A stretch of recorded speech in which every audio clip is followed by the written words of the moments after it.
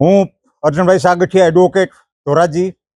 બરોબર, આજ રોજ નામદાર એડિશનલ ડિસ્ટ્રિક્ટ જજ સાહેબ શ્રી શેખ સાહેબે આજ રોજ એક ઉપલેટાના ગુના સબબ 302/201 કામે એક ચુકાદો આપી અને આરોપીને નિર્દોષ ઠરાવી છોડી મૂકેલ છે.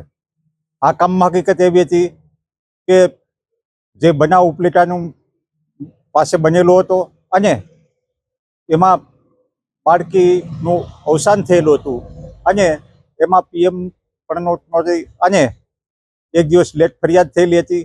આમ તમામ આરોપીઓના પુરાવો જોતા સર્કમસ્ટન્સ એવિડન્સ ઉપરનો આખો કેસ હતો અને જેમાં તમામ સાહિદોના પુરાવા જોઈ અને નામદાર સેશન જજે આરોપીઓની નંબર 1ના વંદનાબેન, 2ના ચેતનભાઈ અને 3ના મયુરભાઈને નિર્દોષ ઠરાવીને છોડી મૂકેલા છે. હું એડવોકેટ અરવિંદ કાપડિયા આજરોજ નામદાર district and sessions court Dhoraji દ્વારા 302/201 આરોપીઓને નિર્દોષ ઠરાવી છોડી મૂકવાનો ચુકાદો આપવામાં આવ્યો છે.